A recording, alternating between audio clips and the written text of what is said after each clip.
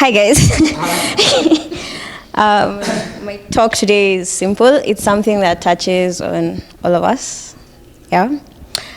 So my talk today is on an item that we all hope to achieve one day. Yeah.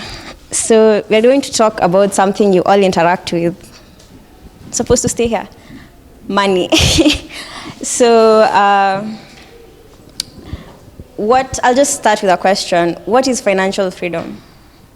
Anyone? I don't feel like picking. Yes, Shamala.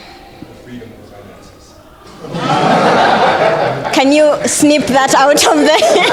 Can we start again? I don't think we want people to think that's who works at Boxraft. Yeah, anyone else wants to try? Yes, D2.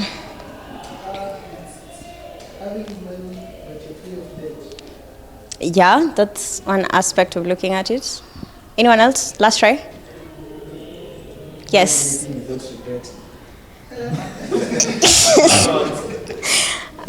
Okay. Sorry, I'm moving a lot, but so basically, financial. I wish we had like a remote. Financial freedom is basically a lot about bouncing between those two aspects. I think the regret comes from when you look at the receipt and you're broke and you're like, wow. But also, it's also the freedom to choose. So we all want that life, where we don't have to. Yes, Robert, where we don't have to wake up very early in the morning, check in, get. We want that life, swiping without even regretting or things like that. We want the good things, that's what we think. Yeah, vacations, of course. We want to go to Dubai and have some fun. But like all things, they require like planning and a bit of patience.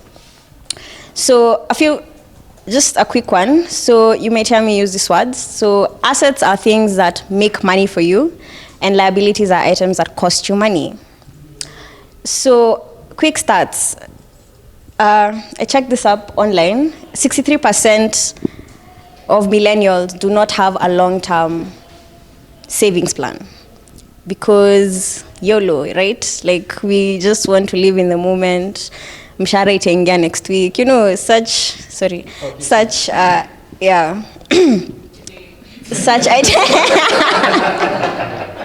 such items. And also 2 out of every 5 are currently in debt. I understand with the delay. Yeah, 2 of you have borrowed from a certain app somewhere. So I named these 6 principles because it's something I struggled with back in campus, and I'd say right now at least I'm smarter with my money. So I'll start with the first one. So know your debt. I've broken it down into simple steps. So yeah, know your debt. Investigate. Some of you don't even know where your money goes. It comes in, it goes out, and that's the end of it. You wait for the next month. I feel like a lot of you will relate with what I'm discussing today. But no one is. I'm not attacking anyone. It's just facts, It's reality for some. So I'd urge you to investigate.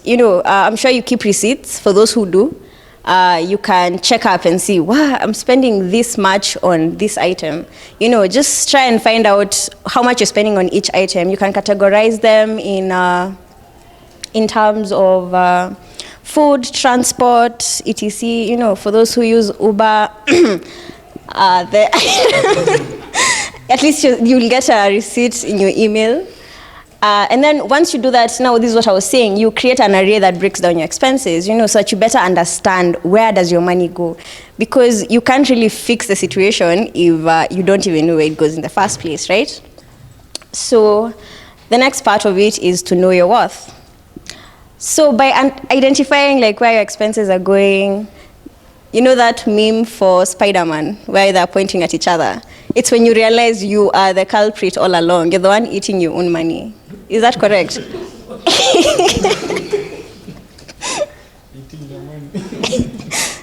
Yes, you're the one spending your own money.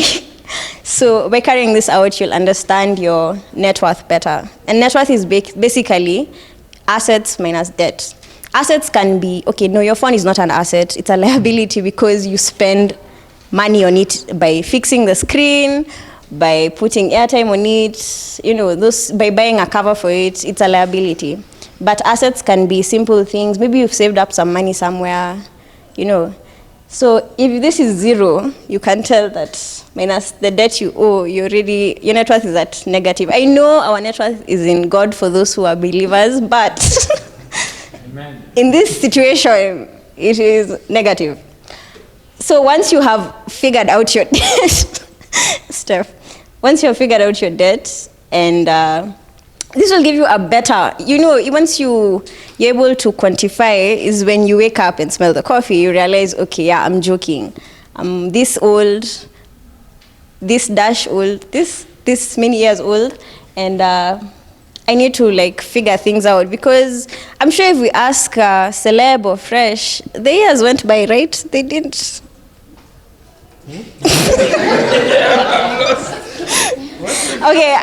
Okay, let me ask you. It was just the other day you were in probably campus or trying to figure out life, and then. Yes.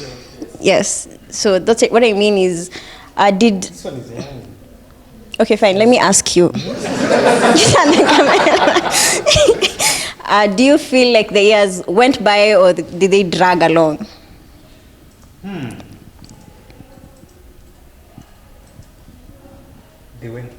They went by, right? So that's what I'm trying to explain, that it's better you be prepared now instead of later on you're thinking, I should have, and the regret Kev was talking about. So for the third one is to identify your goals. Okay, fine. You've known where your money is going. You've known you need assets or more assets. So now you identify your goals. I put budget in quotes because a budget is something very personal. You can go online, Google all the templates, but if it's not something that is aligned with you, it won't work. It'll probably work the first 2 weeks. Then after that, you're like, I don't really care about this. I want that item, You go online shopping and all those things. So it's basically a boundary you're creating because you know what you want in the end. So a budget can be broken down into 4 essential items. Expenses, let me go to this next slide. It can be broken down to expenses, savings, leisure, and an emergency fund. Expenses can be divided into 2. That's varied and fixed. Fixed can be rent, because it's not like your landlord can just wake up and decide to increase the rent and you've been there for a while. I feel like I'm so sorry. You look attacked. It can be rent for those who pay internet at home, and it can be transport, because transport is like a fixed range. For me, for example, all the way to Utawala, you pay 100 bob. Yeah. I'm sorry for traumatizing you, Ruth. So that's for expenses. So for savings, because I'm starting with these 2 because everyone figures budget is between those 2, but it's not. So for savings, it can be short-term or long-term. Short-term can be something as simple as moving out, replacing furniture. Long-term, I'm talking in the millions, buying a house, buying a car, and all those items. So when you're figuring out these 2, it can, by short-term and long-term, it can be varied in terms of value or time.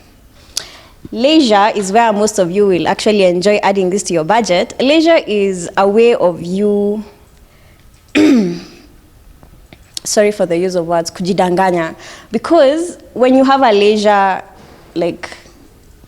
item in your budget, you're able to treat yourself in quotes. Because what happens is, when you fix yourself on these 2 items, one day you're just passing a cake shop and for me, that's kind of my weakness. I'll just pass the cake shop and I'm like, this month I've really been mean to myself. Let me just go buy a capiz, and then it'll happen maybe thrice or twice that week. So treating yourself can help take off the pressure, if that makes sense. And then an emergency fund is basically a safety net that can sustain you for like at least 6 months. I know what you're asking. What is a safety net? So that's the next principle. I know it's a very lengthy talk, but get to do this once in a while. So a safety net, for example, in the case of an emergency fund, it's savings that you've put aside that, God forbid, you lost your job today, you won't suffer for the next 6 months because it covers your rent, it covers your living expenses, basically. It makes sense. You won't go hungry. Have I made sense? Yeah. So that's an emergency fund. But you can also put up safety funds in other things. Like, instead of us anticipating 28th, you can have like an extra 1,000 for that week, because you never know. It happens. So it's not enough to have goals. You need to know your worth and maintain your budget, your debt. You need to be able to protect what you've created. So as I've mentioned, emergency funds are part of safety nets and insurance. Some of you have NHIF. Some of you have personal covers under your parents. But also it's good if you start taking that up now, because accidents happen, and the worst thing you need is like to get diagnosed or, God forbid, to be hit by a bus, and you can't cover for that expense. It's going to drain your account. Also, insuring your phones. For those who keep losing phones, it is important.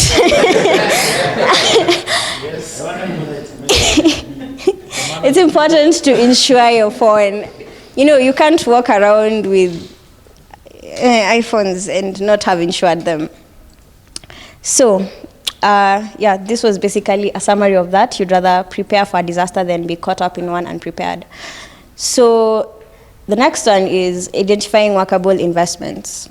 I'm sure people think investments, they're like, I'll do that when I'm in my 30s, when I have enough money. What if you get to 30 and you don't have enough money? What happens? You wait for your 40s. Okay, fine. And then you wait for your 50s. People, really? Yeah, so it's basically creating ways for your money to grow. I know we are a young generation, for those of us. Manu, I'm sorry. I'm sorry, yes. But I believe we are all young at heart, even Robert here, yes. So, basically, what you can do, okay, I've listed just a bunch of items. I'll try to explain them. If you have questions, you'll tell me. You can go through money fund or bonds, which is done by most insurances nowadays. You can have a chama. That can be the basic merry-go-round, or the collective one where you, what is changa in? Yeah, you contribute. You contribute a certain amount every month, and then once you get to a certain threshold, you're able to invest it somewhere.